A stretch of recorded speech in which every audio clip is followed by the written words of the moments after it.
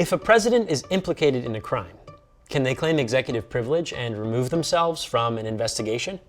As far back as George Washington, presidents throughout history have invoked executive privilege, or the right of the executive and members of its branch to withhold certain pieces of confidential information from congressional oversight or judicial subpoenas. While it is not explicitly mentioned in the Constitution, the Supreme Court has ruled that the president does have the right to exercise this power if the released information would harm national security or if it involves other issues where the executive has primary responsibility. What happens when a president accused of breaking the law or wrongdoing claims executive privilege?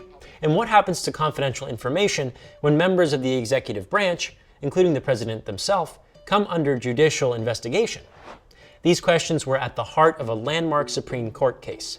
This is the story of United States v. Nixon.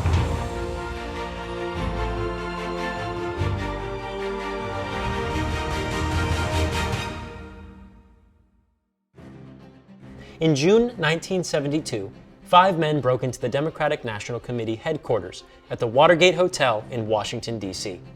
Their arrest and the subsequent investigation produced evidence that top members of President Richard Nixon's administration had approved the burglary in an attempt to gain information that could help him get re-elected as president. The subsequent cover-up was massive, an illegal operation riddled with bribes, witness tampering, and firings. This series of events was soon dubbed the Watergate Scandal. Eventually, the Justice Department, which is part of the executive branch, appointed Special Prosecutor Archibald Cox to investigate the case. After a Nixon official revealed that a secret listening device existed in the Oval Office, Cox immediately subpoenaed for the release of the tapes for his investigation. President Nixon refused to comply with the subpoena on the basis of executive privilege, claiming that the tapes contained sensitive conversations that would impair his ability to carry out the duties of his office. After Cox refused to drop the subpoena, Nixon fired him, and Leon Jaworski became the new special prosecutor. Within a few months, Jaworski also subpoenaed for the release of the tapes. Nixon agreed to release parts of the tapes, but moved to squash the subpoena which ordered all of the tapes to be handed over.